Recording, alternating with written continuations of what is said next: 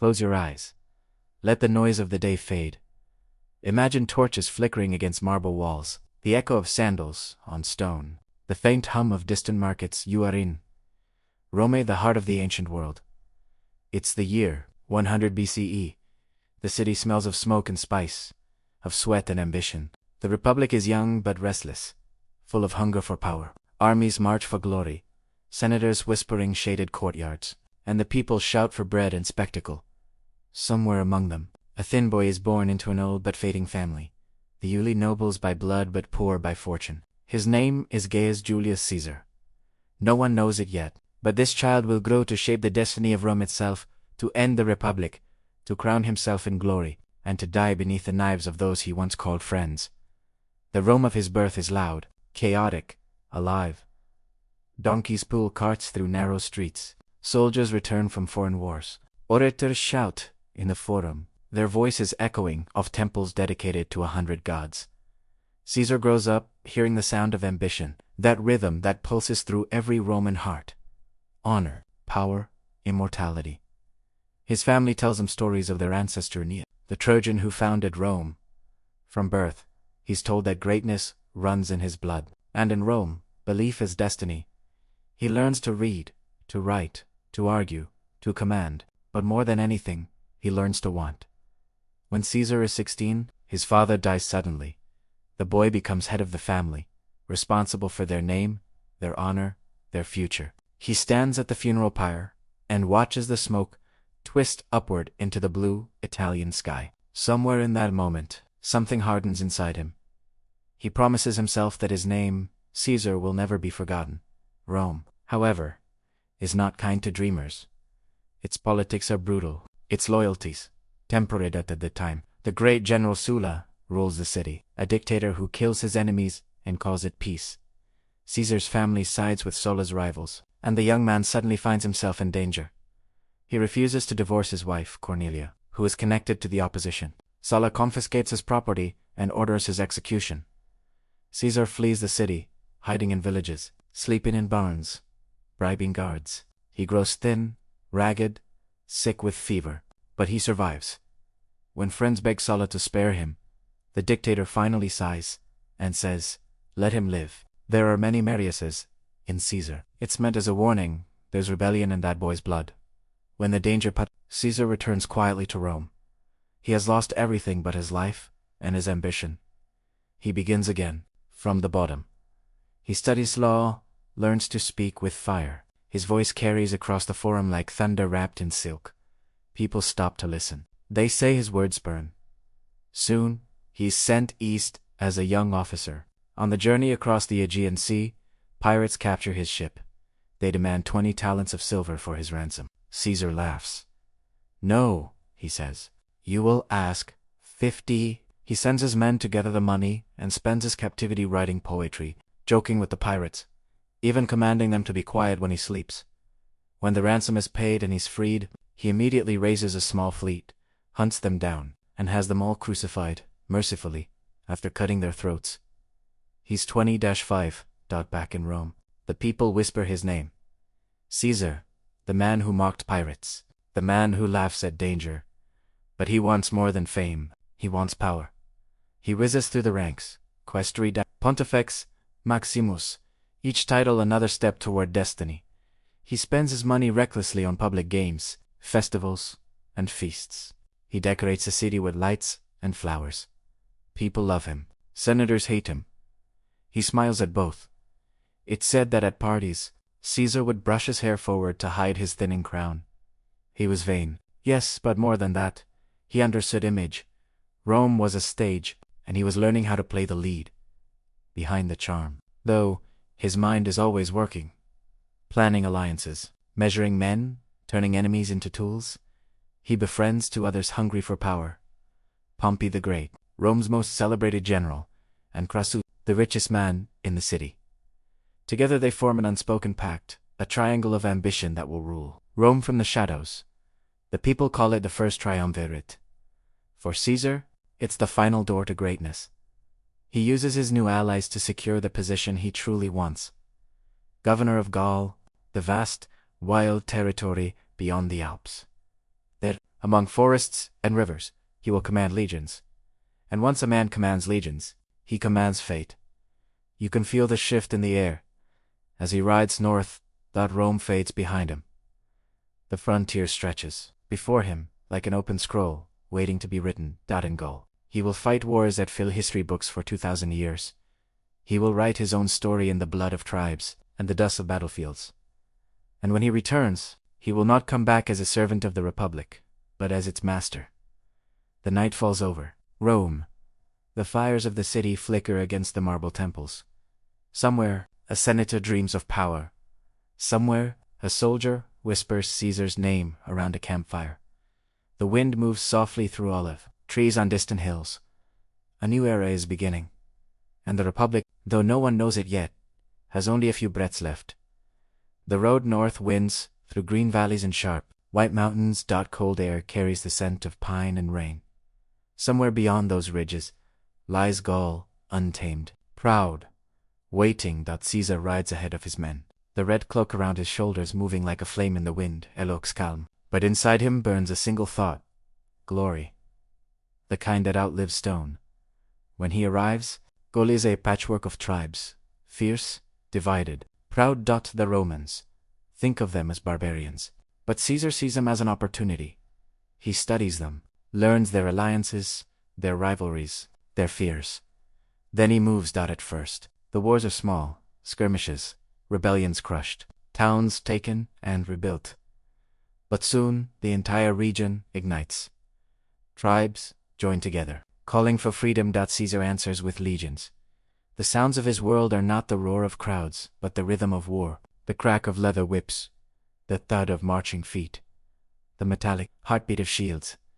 He builds bridges across impossible rivers, carves roads through forests, and writes every victory down in calm, measured words.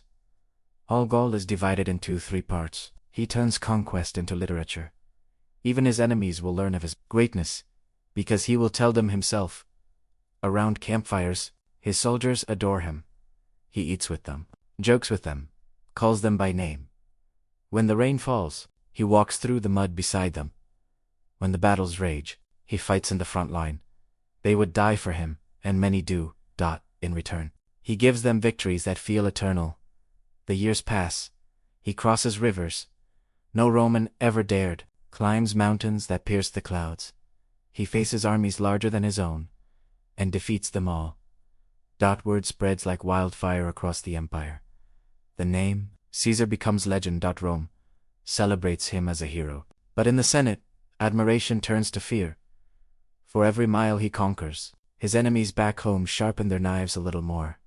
One night, deep in Gaul, Caesar sits alone in his tent.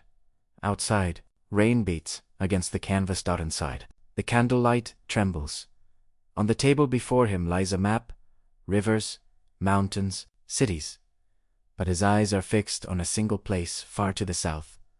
Rome, he whispers quietly, my destiny waits there. By the time he is finished, Gaul belongs to Rome, and Rome, in truth, belongs to him.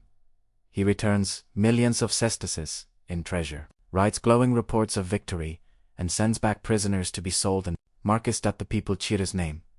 But the Senate whispers tyrant. Alliance with Pompey and Crassus begins to crumble. Crassus dies in the east. Pompey grows jealous. And the Senate, frightened of Caesar's power, orders him to give up his army and return to Rome alone. For a Roman general, to cross the frontier without permission is treason. It means civil war. But Caesar hesitates only once.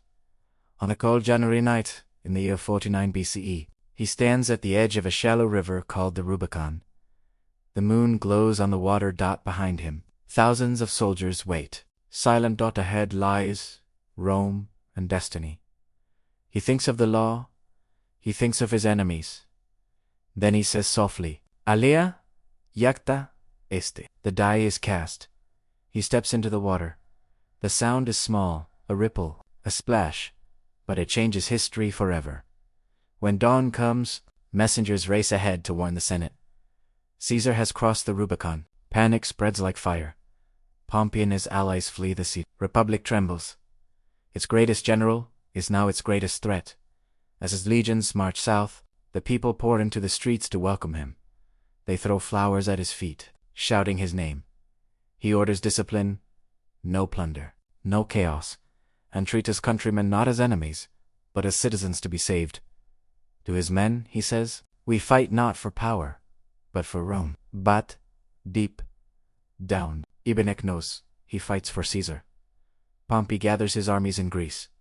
The Senate follows him there, calling themselves the defenders of liberty. Caesar follows across the sea. The war that will end the Republic has begun. Brother will fight brother. Friends will face each other in blood. And at the center of it all, calm as ever, stands Julius Caesar, the man who defied a nation to claim eternity. He wins. At first, his smaller, hungrier army crushes Pompey's vast legions. The battle is over in hours. Pompey flees to Egypt, seeking safety with the young pharaoh. But when he steps off the ship, he's murdered, stabbed on the beach by those who wish to please Caesar. When Caesar arrives days later, they present him with Pompey's severe head. He turns away in disgust. He weeps. The war is over. But peace will not come easily. For in Egypt, another kind of war awaits, one of beauty, power, and desire. A queen waits for him. Clever, dangerous, unforgettable. Her name is Cleopatra. The sun rises over the Nile like a burning coin. The air is warm, thick with the scent of water and lotus. Palm trees shimmer in the haze.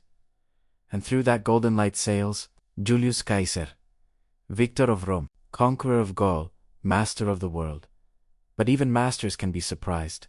When he arrives in Alexandria, the city is chaos. Egypt's young pharaoh, Ptolemy XIII, fights for the throne against his sister, the brilliant, exiled Cleopatra. The palace is filled with whispers and knives. Caesar came only to settle Rome's debts, but he finds himself caught in a storm of beauty and politics. One night, as torches flicker along the marble halls, guards bring him a strange gift, a carpet. They set it before him, untied, and from its folds steps a woman, calm and smiling. Her dark eyes catch the fairy light. It is Cleopatra. She is unlike anyone Caesar has ever met.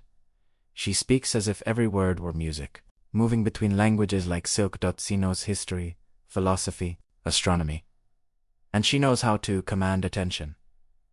Caesar listens. She is 20-1. But in that moment, age and distance vanish. He sees in her a reflection of himself, bold, dangerous, destined for legend. They form an alliance, political at first, then something deeper. Together they plan to restore Cleopatra to her throne. The war for Egypt begins. The palace burns. Sea glows red with flame and oil as Roman ships clash with Egyptian forces in the harbor. Through the smoke, Caesar fights like a man possessed. He leaps into the water to save his burning fleet, armor and all. He swims through chaos, sword in hand. When the battle ends, he stands victorious, dripping, gasping, alive. Cleopatra's banner rises above the city. Her enemies are gone. The two of them retreat into the calm of the Nile. There, the warlord and the queen float together beneath the endless blue sky. The river moves slowly, the air heavy with heat. They dine beneath silk canopies, music playing from distant boats. At night, torches shimmer on the water like fireflies. Cleopatra tells him stories of the old pharaoh's gods who ruled as men who became gods.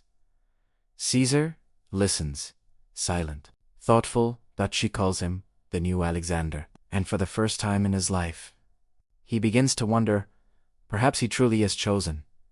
Months pass. Cleopatra gives birth to a son, little Caesar. Rumors explode across the empire.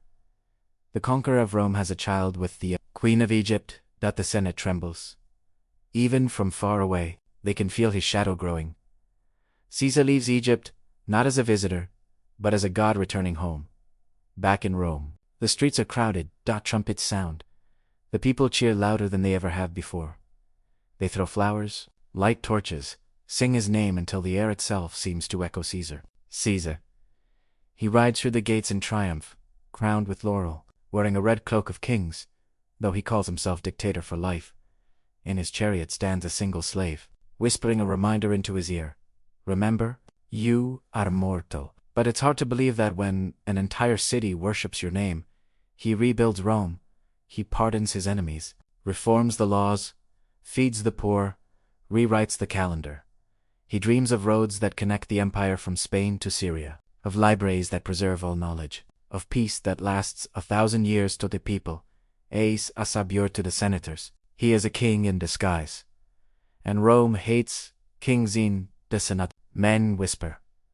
Caesar grows too powerful.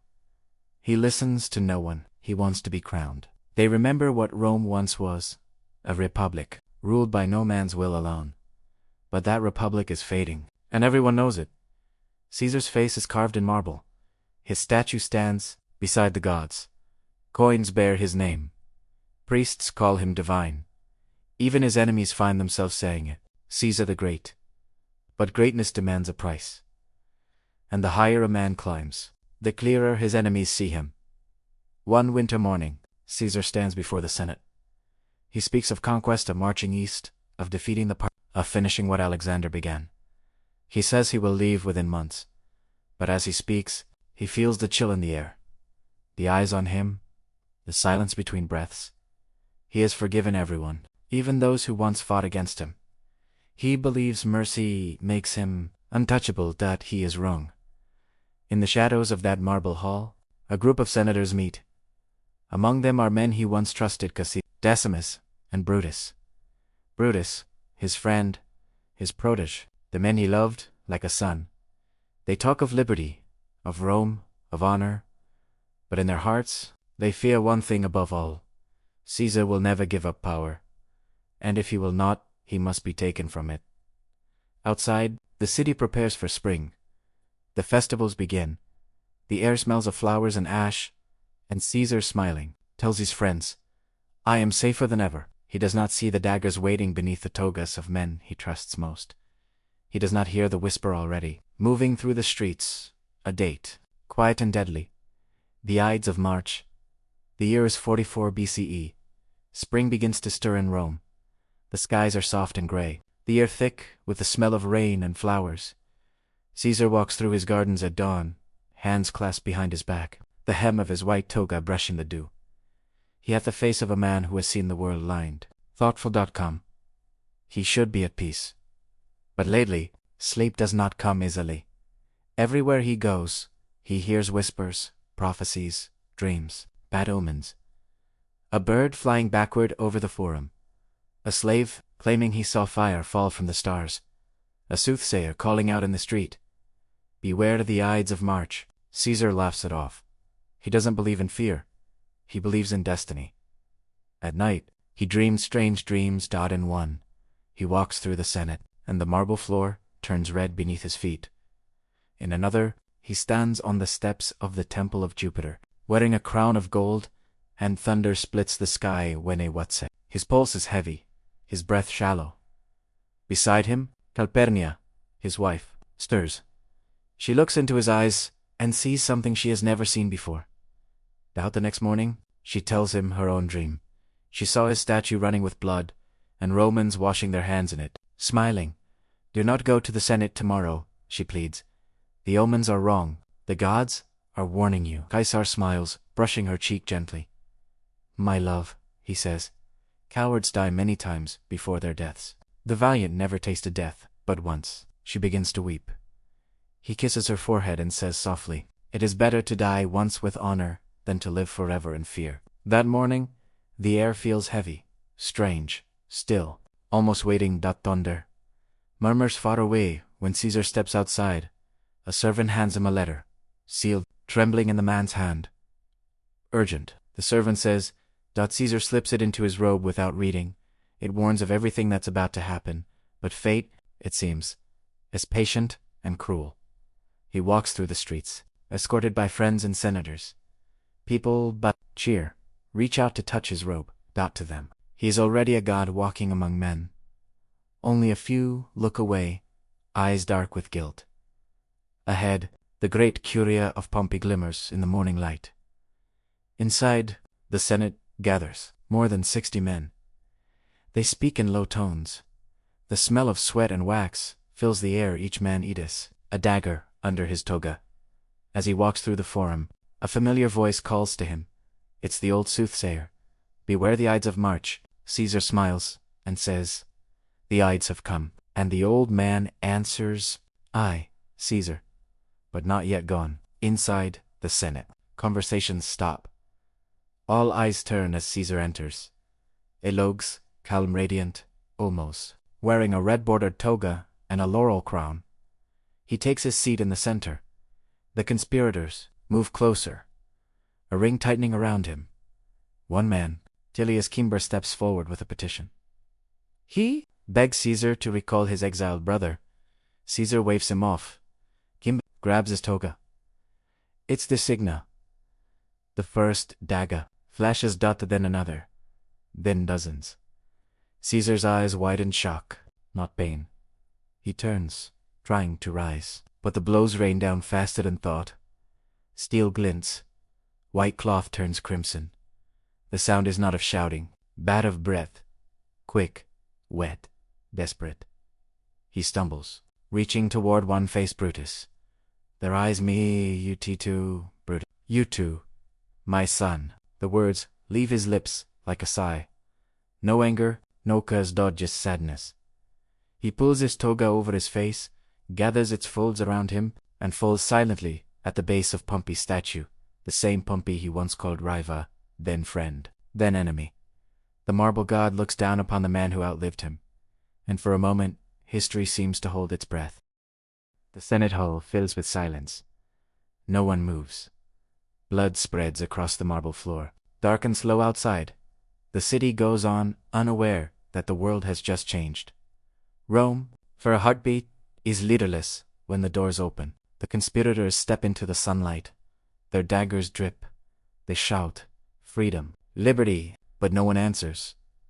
The people stare in horror. They see not heroes, but murderers. Calpurnia waits at home. A servant bursts in, face white with terror. She already knows before he speaks. The dream she begged him to believe has come true. She collapses, whispering his name, Julius, my Caesar. By nightfall, Rome trembles. The people riot. The conspirators flee to the capital for safety, and the body of Julius Caesar lies cold and still upon the marble he once ruled from. Outside, thunder breaks at last. Rain falls through the open roof of the Curia, washing his blood into the earth. The gods, perhaps, are weeping too. But even death cannot silence a name like Caesar. In the shadows, vengeance is already stirring. A young man, his adopted heir, prepares to rise. His name is Octavian. The republic that killed Caesar will not survive him, and the world will never be the same. The rain has stopped. Morning drifts across Rome, pale and uncertain. The streets are empty, as if the city itself refuses to wake. Inside the forum, torches still burn where the body of Julius Caesar lies. A crimson stain marks the marble floor, dried now, but still glistening in places where the water pooled. The smell of iron lingers in the air, sharp, cold, unforgettable. The conspirators thought the people would cheer. They thought they had saved the republic. But when they step into the light, the crowd recoils. Men cover their wives' eyes. Women cry out. Children whisper the word. Murderers. Cassius feels the first shiver of doubt. Brutus, calm on the outside, trembles within.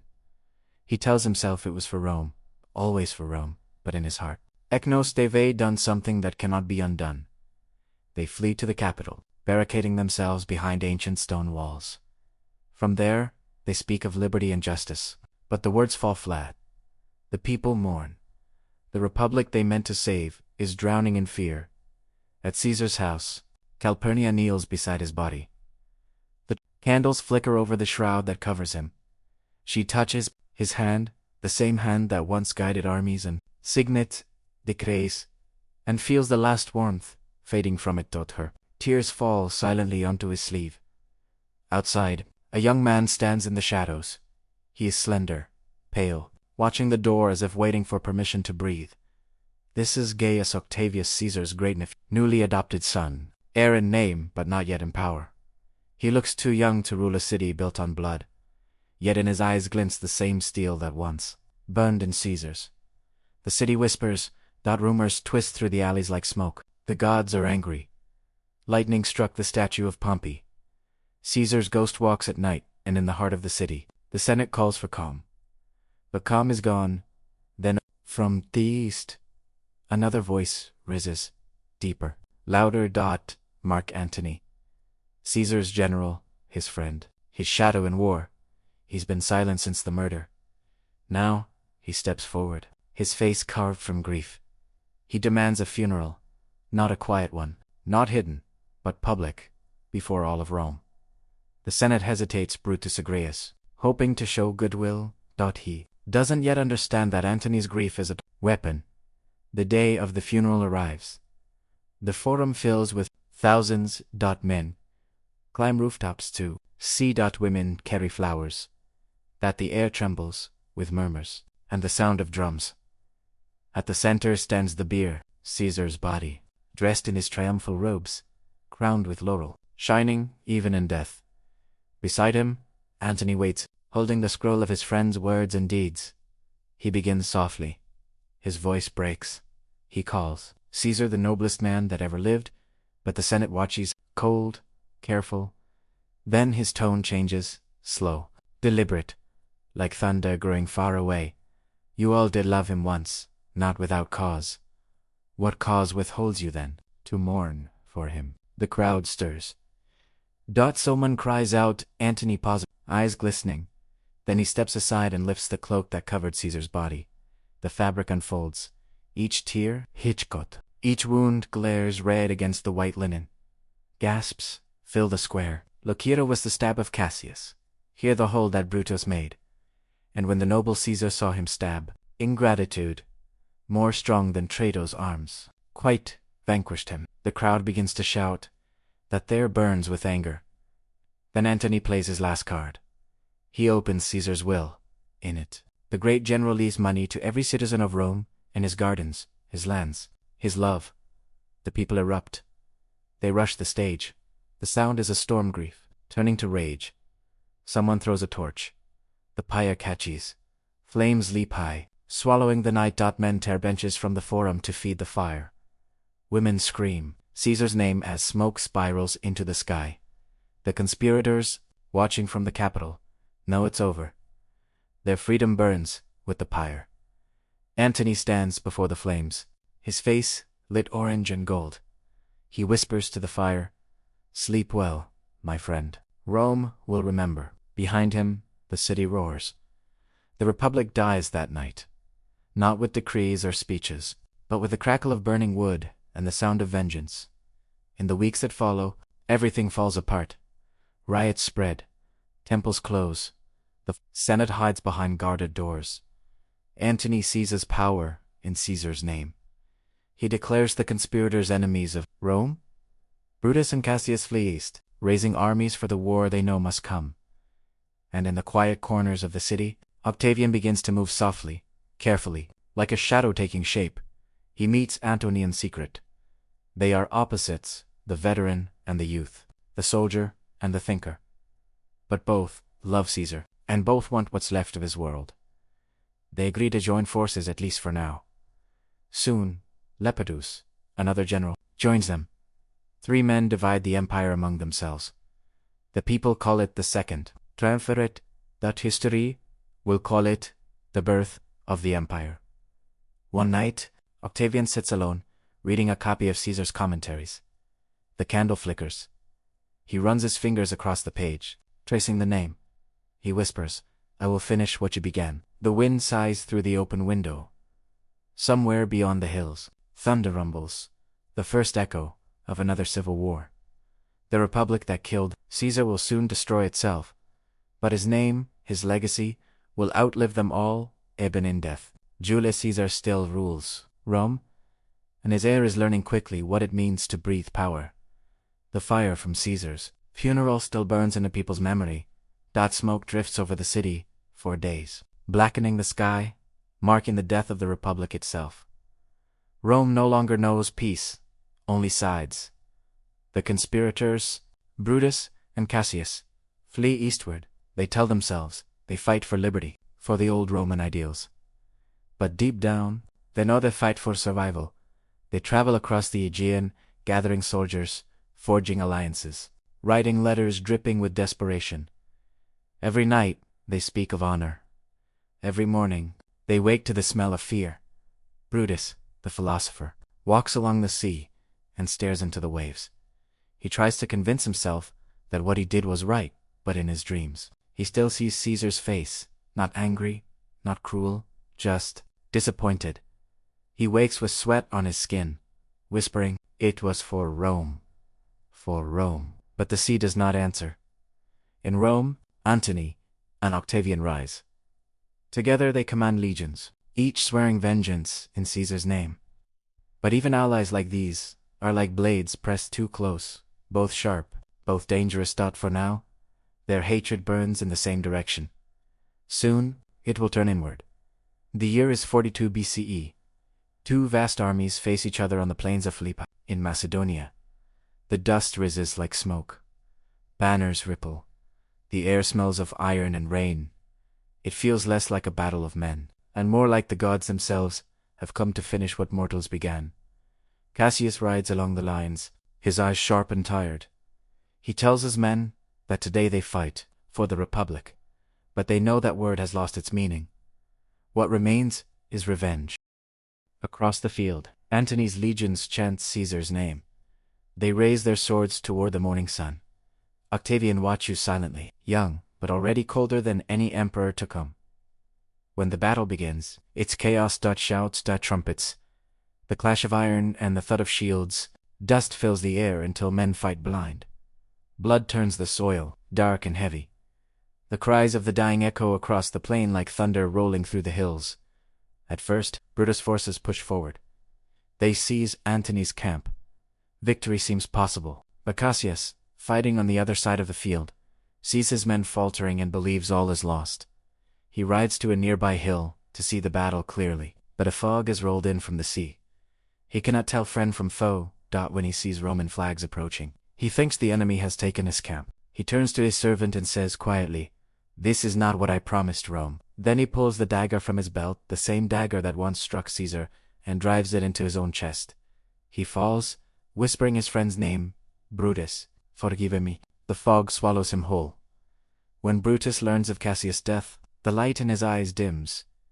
He fights on for a few more days, but the will has gone. Each night, he feels the world closing around him, the circle tightening, the shadow of his own guilt creeping closer. Then, one evening, as the sun bleeds into the hills, his guards hear him, murmuring to himself, "Caesar, now be still. I killed not thee with half so good a will." He falls on his own sword, and the last breath of the Republic leaves with him. Antony finds the body. He stands for a long time in silence, looking down at the man who once called himself liberator. At last he says softly, "This was the noblest Roman of them all." Then he turns away. There is no joy in victory, only the weight of what it cost. News reaches Rome. The assassins are dead. The debt is paid. But the city does not celebrate. Too much blood, too many promises. The people are tired of freedom that feels like war. They want peace, and they will take it from whoever can give it to them. Octavian returns to Rome a hero, but he doesn't smile. He's learned from Caesar's mistakes. He doesn't call himself dictator. He doesn't call himself king. He calls himself something gentler, princeps. The first citizen. It sounds humble. Idaism. Single quotes T. Behind the calm words and the careful smile, he built something new. A world Caesar only dreamed of. An empire. Antony rules in the east. Octavian rules in the west. And between them, Rome stretches farther than ever before. But peace built on power never lasts long. Old ambitions, don't they die? They only sleep. In Alexandria, Cleopatra waits. Still beautiful, still dangerous, still holding the child she once called Caesarion. When Antony sails to her, the world will shift again. Love and power will intertwine. One last time in history will echo the same truth it always has. Every empire is built on someone's final breath. That night, the wind moves through the ruins of Philippi. The grass grows over the blood-soaked earth. The moon rises, pale and quiet.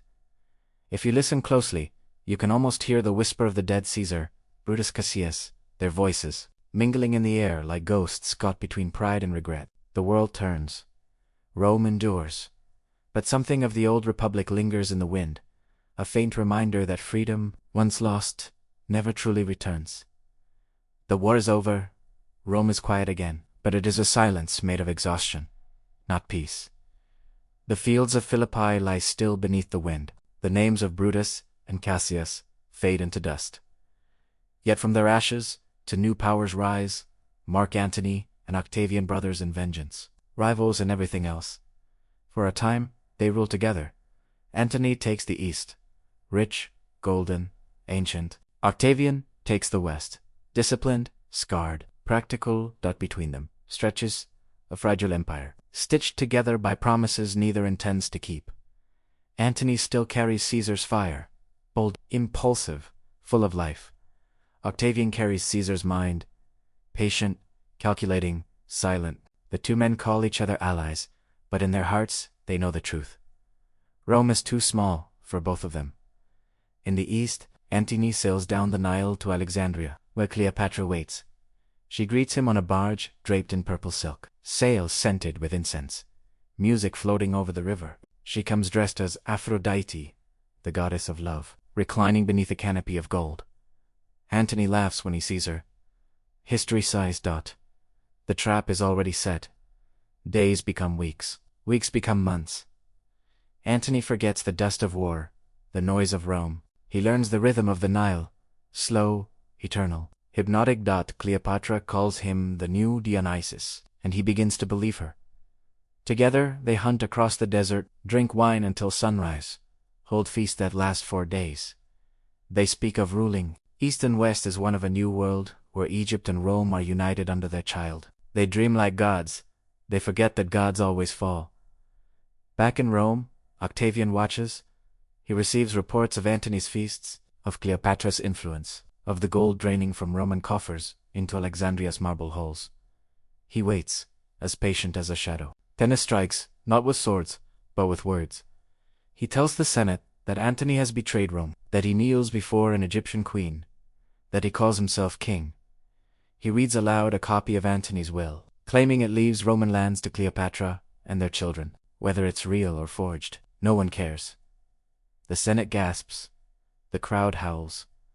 Octavian has won before a single arrow is fired. War comes again, Rome against Rome, brother against brother, the final echo of Caesar's ghost. Antony sails from Egypt with Cleopatra at his side, his ships gilded, his banners bright. Octavian answers with legions forged from discipline and hunger. The two forces meet off the coast of Actium in Greece. 31 BCE, the sea is calm, the sky clear, the kind of day that feels too beautiful for death.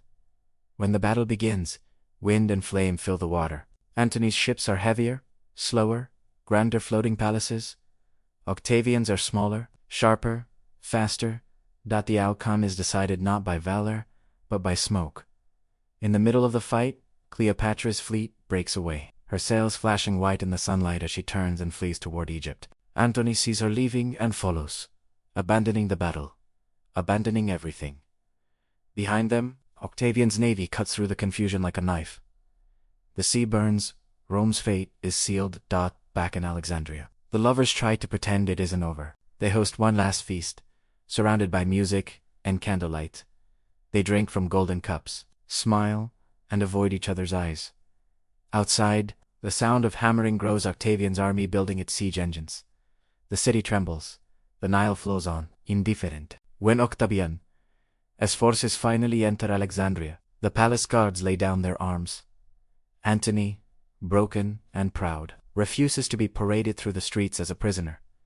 He turns to his servant and whispers, "The time has come." He falls on his sword. The blade pierces deep. Blood stains the marble. But word comes too late. Cleopatra still lives. Wounded, he is carried to her, bleeding in her arms. She cradles him beneath the painted ceiling of her tomb, kissing his face as his breath fades. "Do not mourn," he says softly. "Rejoice. We have lived like kings." Then he is gone. Cleopatra, queen of queens, prepares herself. She dresses in gold and linen. She arranges her crown, her jewels, her dignity. She sits on her throne one final time, When Octavian's soldiers find her, it's too late. A small basket lies beside her. Inside, an aspious serpent sacred to Isis. 2 faint marks on her skin tell the rest. The last pharaoh of Egypt is gone, the Roman eagle rises above the Nile. Octavian enters the silent palace. He stands where Antony died, where Caesar once walked, where Cleopatra ruled. He says nothing. He doesn't need to.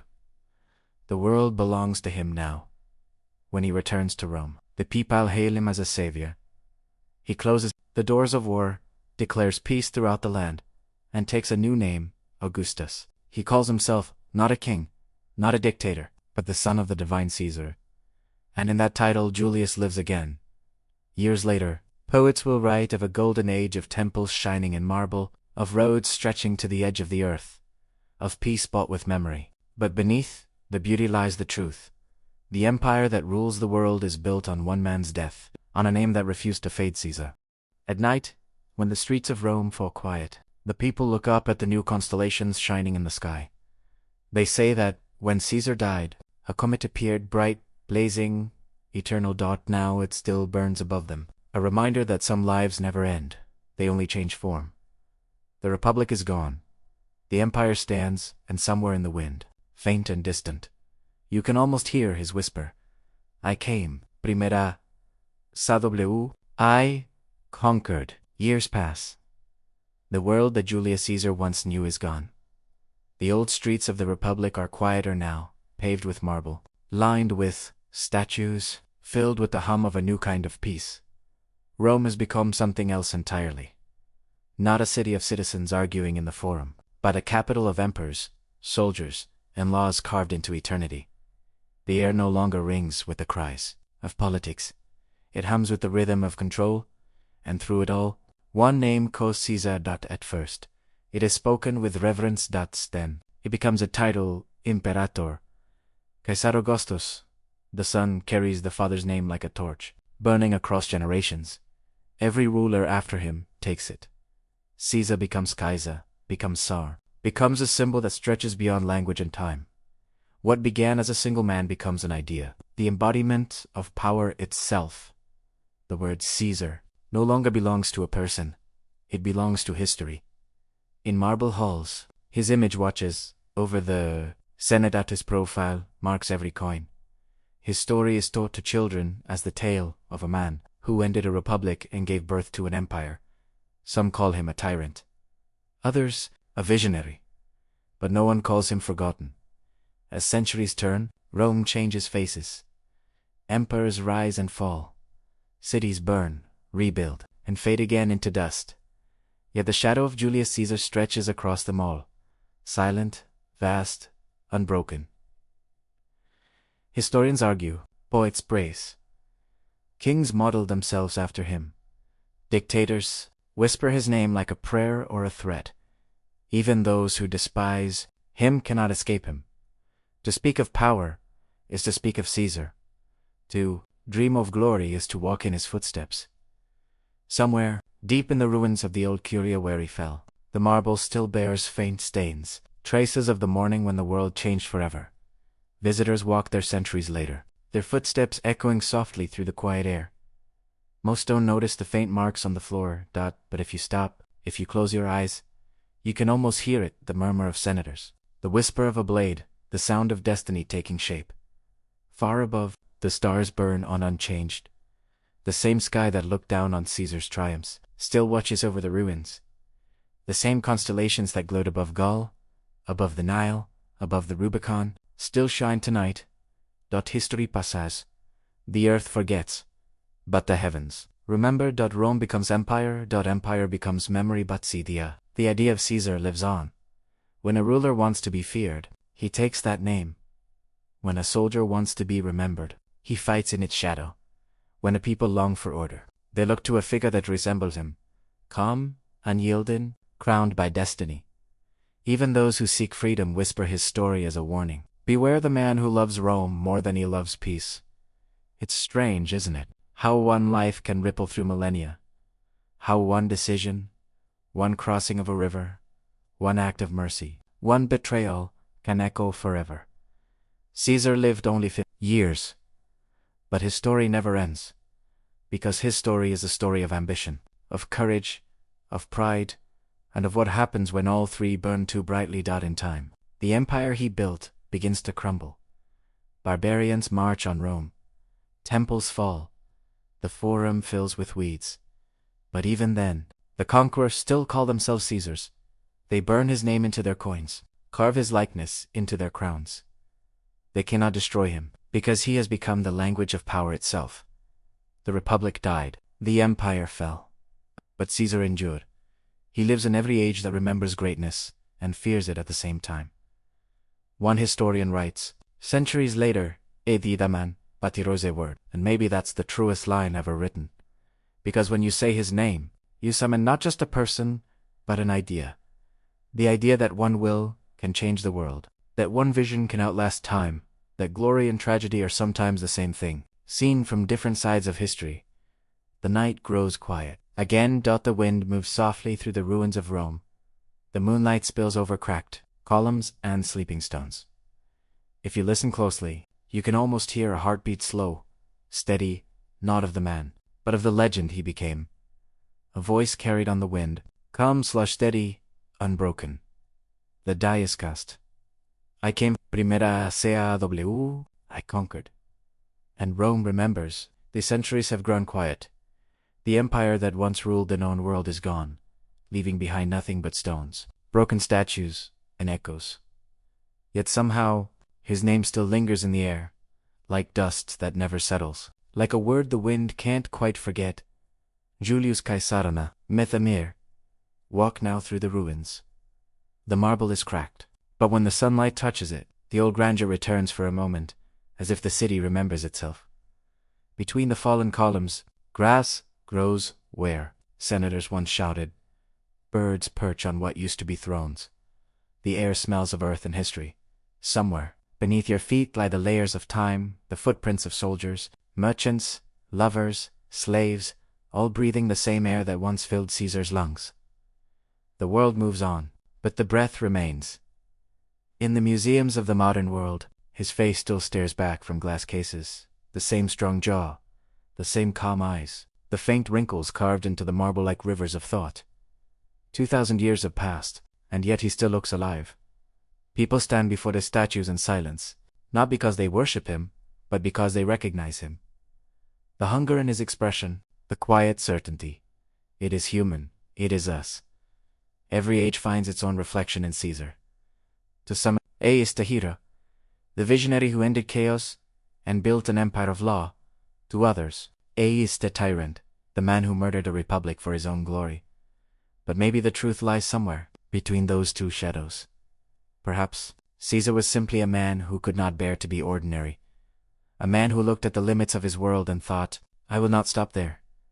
History writes a story in golden blood. One pike sells him savior. The next calls him monster. But all the pages together spell the same thing, inevitable. Because there is something inside humanity that longs for people like him, those who burn so brightly that they light the world even as they consume themselves. Think of it, how every empire since Rome has carried a trace of him. How every general who dreams of conquest, every politician who tastes power, every leader who believes himself chosen, walks the same path. Different lands, different languages, but always the same pattern. Rise, triumph, betrayal, fall.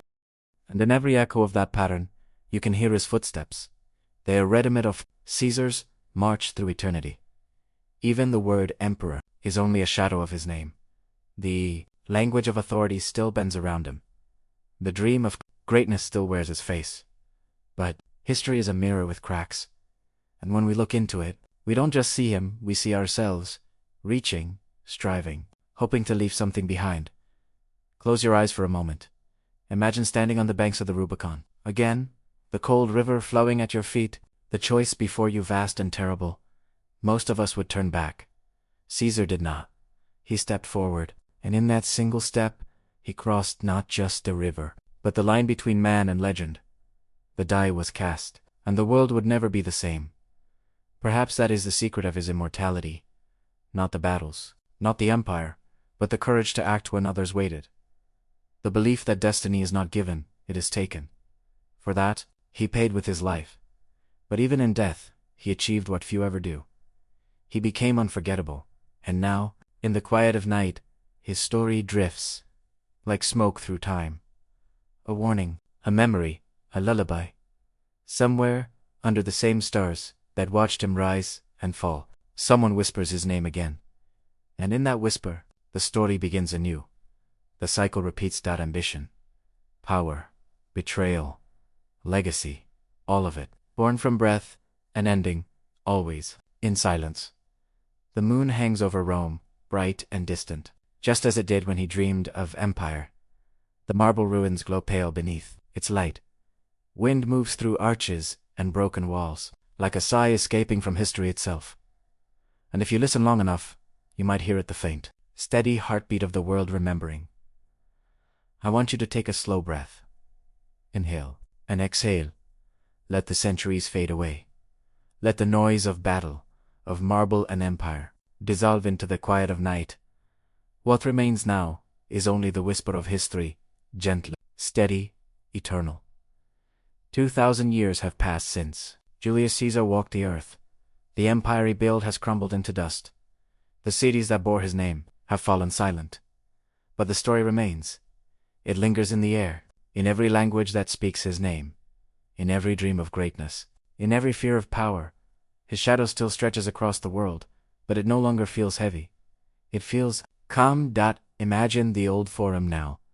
Moonlight touches the broken columns. The air smells faintly of stone and rain. No senators, no soldiers, no crowd, just wind moving softly through the ruins. Somewhere, an olive tree grows between the cracks, its roots deep in the same soil where Caesar once stood. New life feeding on the old.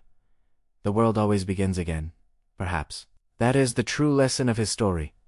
That even the mightiest fall, and even from their fall, something beautiful can grow. History is not punishment. It is memory, and memory is how the past becomes gentle. Caesar's greatness and his flaws, his courage and his pride, his rise and his fall. They all become one simple truth. Nothing lasts, and that's what makes it precious. Now, listen to your own breath. The same rhythm that once filled his chest fills yours. The same air that drifted over the Rubicon now moves quietly around you. Everything that ever lived, everything that ever was, is still letter, carried on the wind. You are breathing history. And in some quiet way, history is breathing you. In this stillness. Imagine Caesar not as a statue or a legend, but as a man, a soul that dreamed, loved, feared, and fought. A man who looked at the stars and wondered if they watched him back. Maybe he found his answer in that final moment, when he covered his face and surrendered to the inevitable. Maybe he finally understood that power fades, but peace endures. So tonight, you can let his story rest. Let the rise and fall of Rome fall quiet inside your mind. Let the noise of ambition drift away like dust in the sunlight. The world will keep turning. The rivers will keep flowing. And in the stillness of your breath, you will find the calm that even emperors longed for. The moon glows softly above the ruins, a silent witness to everything that was and everything that will be. The night holds no judgment, only memory, only peace. Breathe it in. Hold it gently, let it go. Somewhere, far away, the wind carries a whisper, not of power or conquest, but of rest. A voice, faint as a sigh, says, "The die is cast, and now all is still. Sleep well, traveler of history. The story is over, the empire sleeps. And so should you. Good night."